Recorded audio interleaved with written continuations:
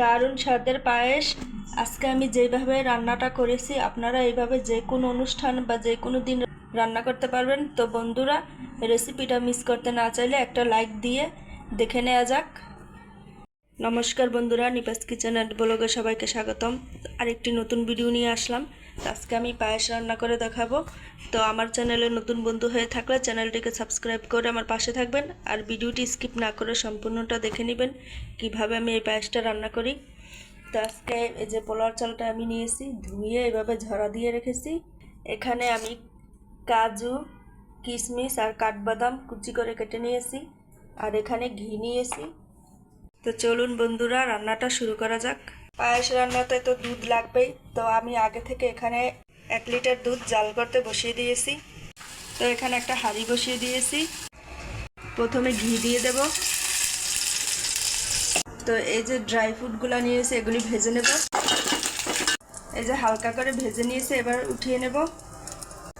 আর একটু ঘি দিয়ে দেব। জল জড়ানো চালটা দিয়ে দেব। চালটা হালকা ভেজে নেব।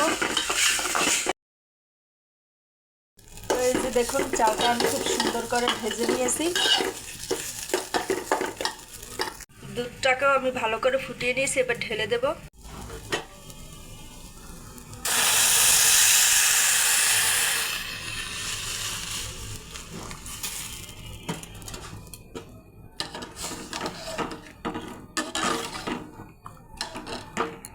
একটা বাটিতে কিছুটা দুধ ঢেলে নেব।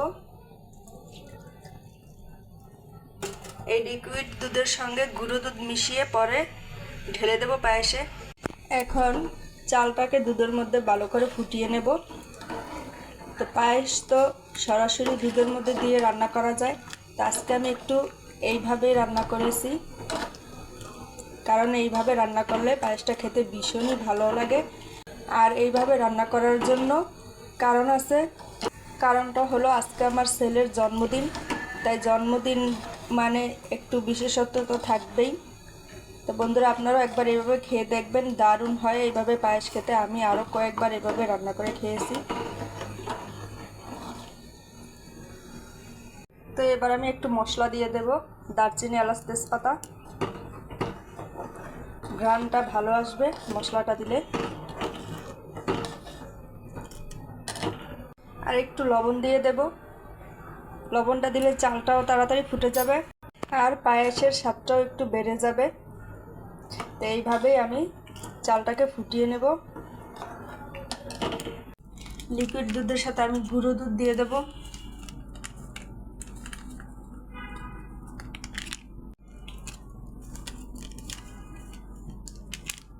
পরে এরকম দুধ দিয়ে দিলে পায়েসটার একটু ক্ষীরের মতো হবে,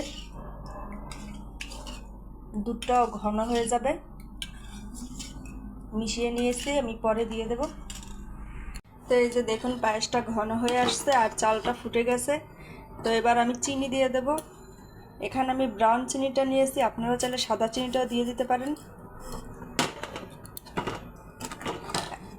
চিনিটা দেওয়ার পর একটু জল বের হয়ে যাবে, চিনিটা গলে গিয়ে।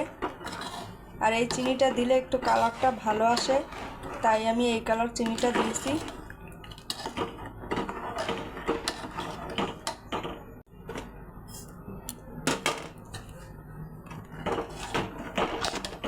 এই যে দেখুন, ব্রাউন চিনিটা দেওয়ার কারণে কত সুন্দর একটা কালার এসেছে। তো এবার সেই গোলানো দুধটা আমি দিয়ে দেব।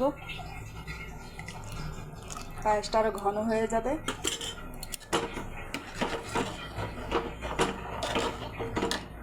তো এবার আমি এই যে মশলাগুলো দিয়েছিলাম সেগুলো তুলে নেব। মশলার যা ফ্লেভার তা বের হয়ে গেছে।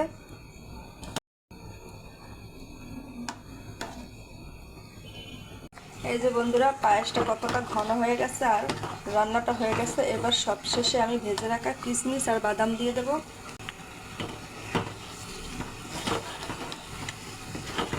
তো এই যে পায়েসটা আমার হয়ে গেছে, এবার নামিয়ে নেব।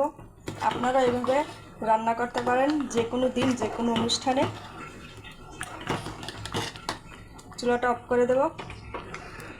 তো এবার আমি একটা বাটিতে পায়েসটা উঠিয়ে রাখবো। তো বন্ধুরা, কেমন লাগলো আপনাদের কাছে অবশ্যই কমেন্ট করে জানাবেন। আপনাদের কমেন্টের অপেক্ষায় থাকব। সত্যি বলছি বন্ধুরা, এইভাবে পায়েস রান্নলে পায়েসটা খেতে ভীষণ ভালো লাগে। তো আপনারা এইভাবে রান্না করে দেখবেন। তো সকল বন্ধুকে অসংখ্য ধন্যবাদ জানিয়ে ভিডিওটি এখানে শেষ করছি। আবার একদিন ফিরে আসবো নতুন আরেকটা ভিডিও নিয়ে। ততক্ষণ আপনারা আমার সঙ্গে থাকুন। সবাই ভালো থাকুন, সুস্থ থাকুন। নমস্কার।